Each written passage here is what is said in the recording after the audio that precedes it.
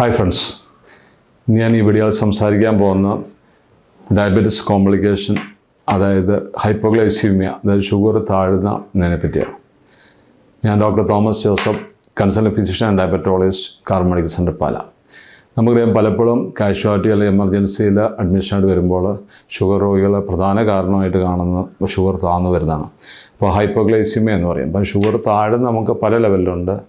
Normal നമുക്കറിയാം, sugar എന്ന് പറഞ്ഞാൽ ഫാസ്റ്റിംഗ് ഷുഗർ എന്ന് പറഞ്ഞാൽ 80 തൊട്ട് 120 മില്ലിഗ്രാം പെർ ഡെസിലിറ്ററാണ് WHO കണക്കനുസരിച്ച്.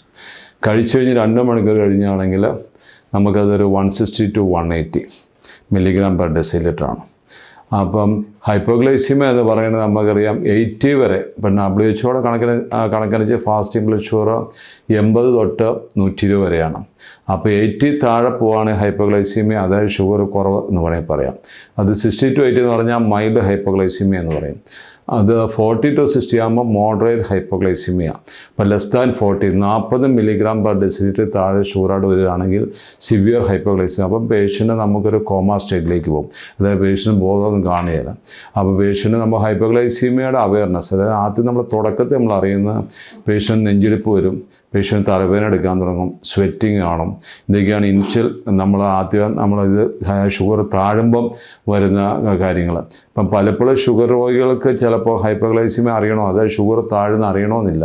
കാരണം ഇത് ഓട്ടോണോമിക് ഡിസ്ഫങ്ഷൻ, അതായത് നമ്മൾ ഓട്ടോണോമിക് നെർവ്സിനൊക്കെ ബാധിച്ചിട്ടുണ്ടെങ്കിൽ ഈ സ്വെറ്റിങ് അല്ലെങ്കിൽ ടാക്കിക്കാർഡിയ, നെഞ്ചിടിപ്പ് കൂടുക, അല്ലെങ്കിൽ നമുക്ക് പെട്ടെന്നുള്ള അസ്വസ്ഥതകളൊന്നും കാണണമെന്നില്ല, തലവേദനയൊക്കെ. ഇപ്പോൾ സാധാരണ നമ്മൾ ഷുഗർ രോഗികൾ രാവിലെ നമ്മൾ ബ്രേക്ക്ഫാസ്റ്റ് കഴിച്ചു, പിന്നെ നമ്മൾ കഴിക്കാൻ താമസിച്ച് കഴിഞ്ഞാൽ രാവിലെ ഇൻസുലിൻ എടുത്ത് ഗുളിക കഴിച്ചു, ഒരു 8 മണിക്ക് നമ്മൾ ഇൻസുലിൻ എടുത്ത് 8 AM ബ്രേക്ക്ഫാസ്റ്റ് കഴിച്ചു, നമ്മൾ ജോലിക്ക് പോയി. നമ്മൾ 1:30-2 മണിയായിട്ടും കഴിക്കാൻ പറ്റുന്നില്ല, ലഞ്ച് കഴിക്കാൻ പറ്റും. സംഭവിക്കുന്ന ആദ്യം നമുക്ക് തലവേദന എടുക്കും, ഹെഡ് ഏക്കാണ് ആദ്യം പ്രസൻറ്റ് ചെയ്യുക. അപ്പം തലവേദന നമ്മൾ വിചാരിക്കുന്ന പറ്റി പെട്ടെന്ന് തലവേദന വരുന്നു. അപ്പം തലവേദന വരുമ്പോൾ ബ്രെയിനിലേക്കുള്ള ഷുഗർ കുറയുന്നു. ബ്രെയിൻ അതായത് തലച്ചോറിന് ആകൂടിയുള്ള ഒരു ഫ്യൂവൽ എന്ന് പറഞ്ഞാൽ ഗ്ലൂക്കോസ് മാത്രമേ ഉള്ളൂ, വേറെ ഒന്നും നമുക്ക് ഉപയോഗിക്കാൻ പറ്റില്ല. അപ്പം അത് നമുക്ക് വേറെ ഒന്നെങ്കിൽ ഫാറ്റി ആസിഡ് ബ്രേക്ക് ഡൗൺ ചെയ്ത് എവിടെ നേരെ സ്റ്റോർ ചെയ്യുന്നു, അതായത് നമ്മൾ ലിവറിൽ നിന്നോ അതേ മസിലിൽ നിന്ന് സ്റ്റോർ ചെയ്യുന്ന ഗ്ലൈക്കോജൻ കൺവേർട്ട് ചെയ്ത് ഗ്ലൂക്കോസ് ആക്കി ബ്രെയിനിൽ എത്തിക്കണം. അപ്പം ബ്രെയിനിന് ഗ്ലൂക്കോസ് കിട്ടാതെ ബ്രെയിന് വർക്ക് ചെയ്യാൻ പറ്റും. അപ്പം അതിൻ്റെ ഒരു സിഗ്നലാണ് നമുക്ക് തരുന്ന തലവേദന എടുക്കാൻ തുടങ്ങുക. അപ്പം നമ്മളൊരു മുട്ടായി വായിലിട്ട് ഒരു ചായ മധുരമായിട്ട് കുടിച്ച് കഴിഞ്ഞാൽ അപ്പം തന്നെ അത് നോർമലാക്കി കഴിഞ്ഞാൽ തലവേദന മാറും. പലപ്പോഴും നമുക്ക് ഹാർട്ടിനൊക്കെയാണെങ്കിൽ ഫാറ്റി ആസിഡ് അല്ലെങ്കിൽ കീറ്റോൺ ബോഡീസ് ഒക്കെ ഫ്യൂലായിട്ട് ഉപയോഗിക്കാം, ബ്രെയിന് മാത്രം ഗ്ലൂക്കോസേ ഫ്യൂലായിട്ട് ഉപയോഗിക്കാൻ പറ്റുള്ളൂ. അതുകൊണ്ട് നമ്മൾ ഷുഗർ താഴ്ന്ന ആദ്യ സിഗ്നൽ എന്ന് പറഞ്ഞാൽ സിംറ്റം എന്ന് വെച്ച് കഴിഞ്ഞാൽ നമുക്കറിയാൻ പറ്റുന്ന ഹെഡ് ഏക്ക് വരും, പിന്നെ നമുക്ക് നെഞ്ചിടിപ്പ് വരും, ടാക്കിക്കാർഡിയ. നോർമലി നമ്മൾ നെഞ്ചിൽ ഇടിക്കുന്ന നമ്മൾ അറിയില്ല 100 വരെയാണ്. അപ്പം നമുക്ക് 100 മുകളിൽ ഇടിപ്പ് വരുമ്പോഴത്തേനും നമുക്കറിയാം ഷുഗർ താഴ്ന്നു, അല്ലെങ്കിൽ 120 പോകും. പിന്നെ വേർക്കും, സ്വെറ്റ് ചെയ്യും.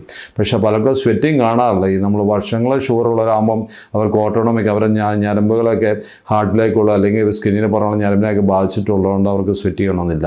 പക്ഷേ നമുക്കിങ്ങനെ ഒരു അൺഅവെയർനെസ്, അതായത് നമ്മൾ അറിയാതെ പോയി കഴിഞ്ഞാൽ ഷുഗർ പലപ്പോഴും താഴ്ന്നാണ് കാഷ്വാലിറ്റി വരിക.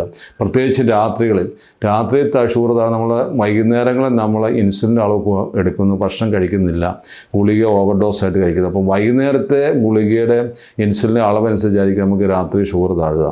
അപ്പം ചിലർ അത് കാര്യമായിട്ട് കഴിക്കുക, ചിലപ്പോൾ ഒരു സ്നാക്സ് കഴിച്ചുള്ളൂ, ചിലപ്പോൾ 2 ചപ്പാത്തി കഴിച്ചുള്ളൂ, ചിലപ്പോൾ ഇച്ചിരി ഇൻസുലിൻ നോർമൽ ഡോസ് എടുത്തു 15 മിനിറ്റ് 20 മിനിറ്റൊക്കെ, കൂടാതെ ഗുളികയും കഴിച്ചു. അപ്പം ഗുളികയ്ക്ക് ആക്ഷൻ ടൈം കൂടുതലാണ്, ഇൻസുലിൻ പെട്ടെന്ന് ആക്ട് ചെയ്യുകയും ചെയ്യും.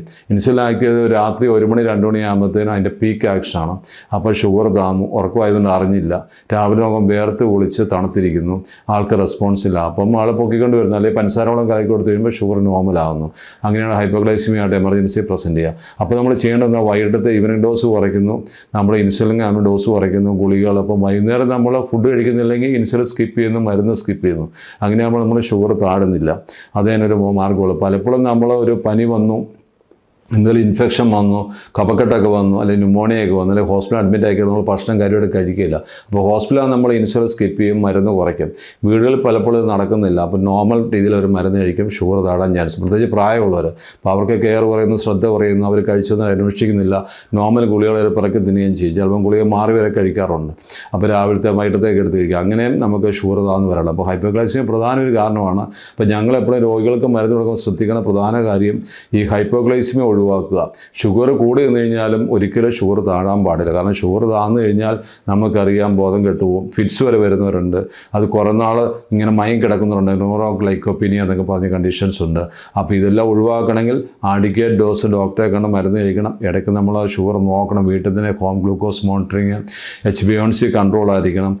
അപ്പം ഡോസ് ആഡിക്കേറ്റ് ആണെന്ന് നോക്കണം. കൃത്യമായ ഭക്ഷണക്രമം വേണം. കൃത്യമായ എക്സസൈസ് വേണം. വീട്ടിൽ തന്നെ ഗ്ലൂക്കോമേജർ ഷുഗർ നോക്കണം. എന്നാലേ നമുക്ക് ഷുഗർ താഴ്ന്നു പോകാതെ നല്ല രീതിയിൽ ഷുഗർ കൺട്രോൾ ചെയ്ത് മുന്നോട്ട് കൊണ്ടുപോകാൻ സാധിക്കുകയുള്ളൂ. Thank you.